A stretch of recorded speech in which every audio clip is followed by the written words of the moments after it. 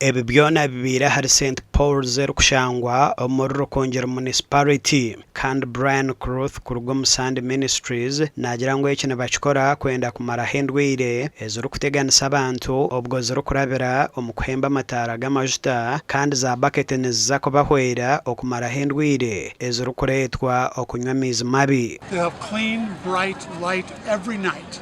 Children can study, not just for a little while, because when you study with kerosene, it hurts your eyes, you get a headache, there's problems, there's sickness, the smell is bad, the whole home smells. Okuhinga in God of farming, ohinga ahantu hake osharure ibintu byinshi.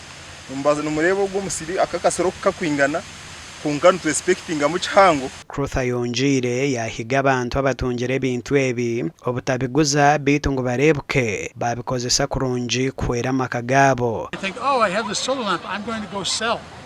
The little bit of money they would get to sell would be foolish, because when they have the lamp they will save money every day, every week for years. Bamwe Abatuura abizire nabatunga ebintu ebi kandi batugambira okubihwerire cyango amaka gaabo.